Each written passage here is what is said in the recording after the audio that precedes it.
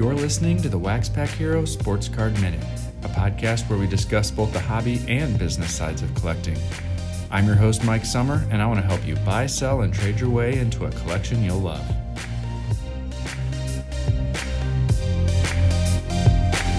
Hello, everybody, and welcome back to another episode of the Wax Pack Hero Sports Card Minute.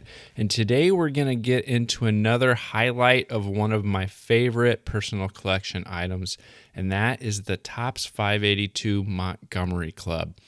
So in November 2018, Topps announced this new exclusive club that collectors could join for $199, which would guarantee them access to 6 products over the course of the next year. The name 582 Montgomery Club was supposedly derived from the Topps address in its early days in Brooklyn. And the products would reflect long-lost designs which were never utilized for one reason or another. In addition, collectors would have access to the Brooklyn collection, which was advertised as being the highest-end product ever to be offered on Topps.com. Well, right out of the gate, collectors started to speculate on how limited membership would actually be. Would there be 582 members? 1,000? 5,000? And despite only a handful of preliminary mock-ups that were posted in some of the marketing materials, none of them actually tied to any of the specific products, and so we were all a little bit in the dark. Well, after somewhere between 24 and 48 hours of availability, Topps actually closed the purchase window, and they said the maximum number of members had been reached. This was generally viewed as a positive sign. I was pretty happy to see that window was so short, that this might actually be a pretty limited membership base.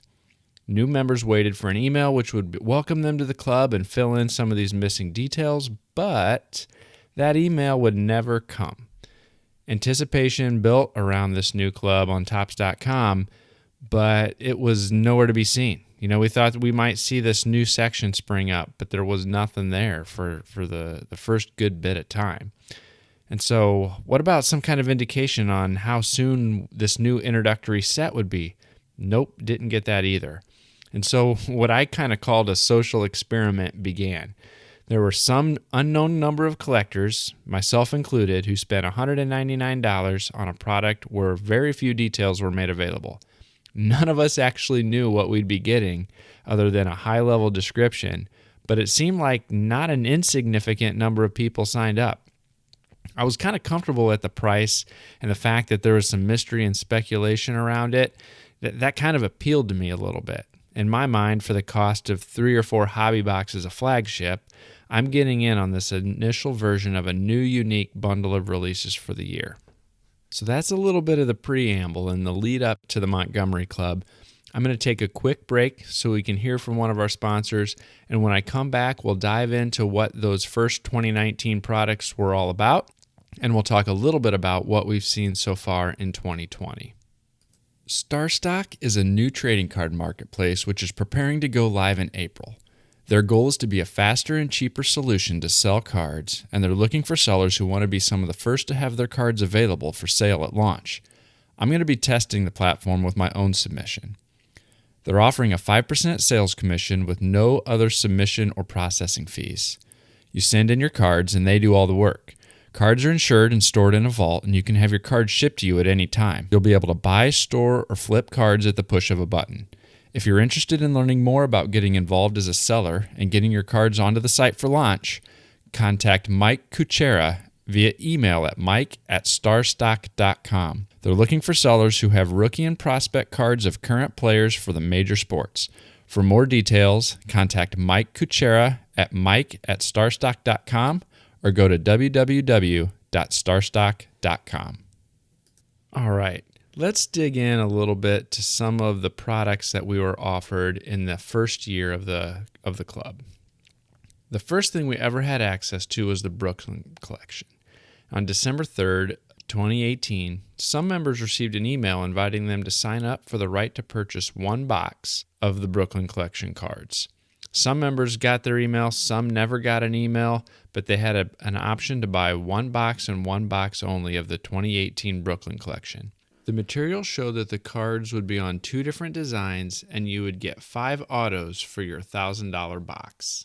You made your reservation by clicking a link to a Google Doc. And in my invitation, there was no checklist, no release date, and only a link to make my commitment to buy. And that invitation would only be good until December 5th. Before too long, we were able to uncover the checklist on Topps.com, which for some reason wasn't included in any of the communications that members received. The designs indicated there'd be 50 subjects in the design, but if you counted the list of names on the checklist, one had 50 and one had 55, which was a little bit interesting. Also around this time, some members actually received a welcome email saying that their introductory set would ship in the next 3 to 4 weeks, and others didn't really get it. Well, this product was not very well received, and it seems from the comments in the forums that members weren't really willing to fork over an extra $1,000 for 5 autographs from a suspect checklist. It seemed like once people started to get them in hand, the people that actually bought them, there was going to be a little bit of a tough way to get that $1,000 in value back. And so, that initial release didn't really go over well, and that kind of signaled some of the communication issues we had as club members in the first year. So far I've kind of talked, it doesn't really sound overly positive about this set, but that just kind of goes to show after some of the initial hiccups, how much things maybe changed or how the products themselves appealed to me in a way that kind of overcame some of these logistical issues.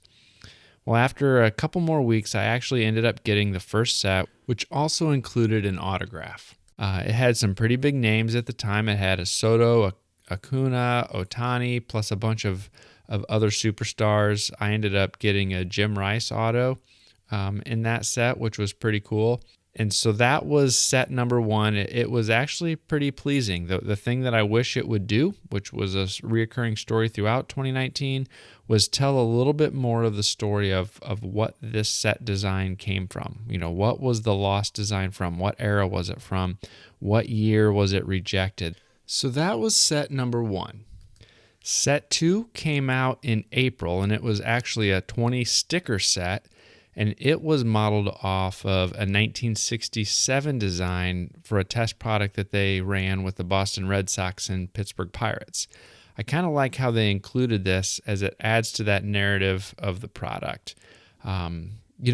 This club really had the opportunity to be something special, but I wanted to get that narrative of a story woven into it. I wanted to know more about where these designs came from. And so the set number 2 was a sticker set that came out in April. Set number 3 came out in June, and it was modeled after a 1972 poster design. It was another 20-card set, and this one also was one that included an autograph. Now, there was something interesting that happened with this set, and that there was actually a glitch on Topps.com, so that when people went to look at their orders and confirm that this had shipped, there was an option to reorder the set. And since it had already been paid for at launch, they were essentially able to reorder the set for free. And I don't know how many people took advantage, but on the Blowout forums, it was pretty evident that a significant number of people did, and Topps actually fulfilled those orders, and there were members who were able to reorder this set number 3 and get an additional set or 2 sets that had an auto in them, and Topps actually came through on that. And so there were people who were gaming the system early on, and that was one of the more unique things, taking advantage of that glitch on the set number 3. I didn't go ahead and do that. I didn't feel good about taking advantage of that, but I know there are other people who did.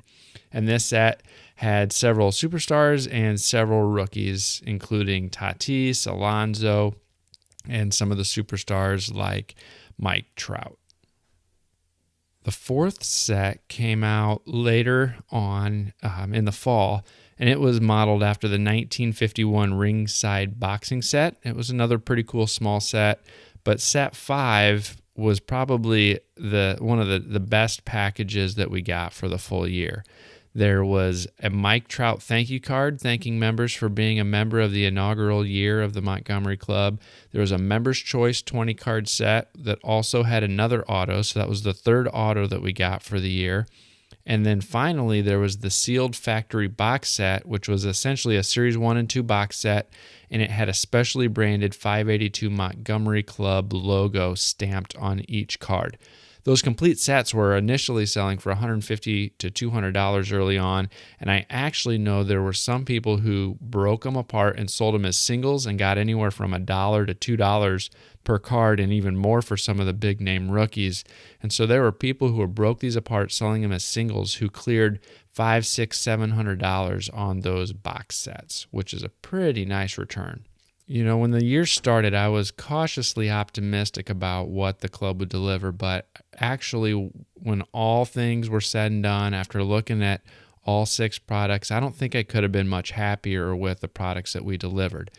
My biggest complaint was a lack of communication between Topps and the club members, and while some of the subsequent sets had a little bit of where the design came from, I think there could have been so much more storytelling and narrative about these lost designs and why they were originally rejected, and even some kind of small reception or event at the National or something like that for club members could have been a really cool extra benefit. Well, in late fall, club members who are part of the initial year had an opportunity to renew their membership for a second year in 2020. Now, there are a few things that were pretty special about that, and the first is that people who were members in the first year had a chance to renew at the same $200 price they paid in that first year. New members who were going to have a chance to sign up, their cost was going to be $250.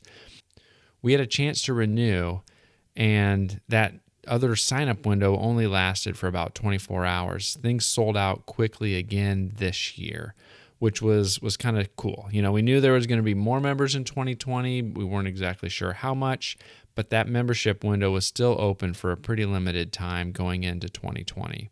They did change a few things for the 2020 membership benefits compared to 2019, namely that there would be one less auto in the products.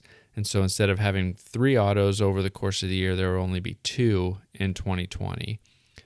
There would also be access to a new redesigned, new format Brooklyn collection. So Topps kind of learned from how the 2018 version didn't go over real well, and so this new 2019 version was going to be a little bit different. Members were also going to get a collectible pin, and the big thing that some people overlooked was that 582 members were going to have exclusive access to a pre-sale window for select online exclusive products, including the Sapphire products, Ginter X, and Archive Snapshots. And then they'd also have a chance to be first in line to renew for 2021. And so that pre-sale window can be a pretty big benefit. And actually, they sprung a Bowman Heritage product on us and a Bowman Draft Sapphire product on us right away still in 2019, which was pretty cool. Those were unannounced brand new products, and as a Montgomery Club member, had a chance to pre-order both of those, and that was pretty cool. The first 2020 set arrived in December of 2019, and it kind of looked like a mashup of the 1975 set and the 1986 Topps wax box bottoms. It had a heritage look and feel, and I really kind of liked that design, but it didn't really give us, again, very much to go on where this came from, what design era this was from, what years was this from. It just kind of was there. It was cool, but it didn't have that story to it.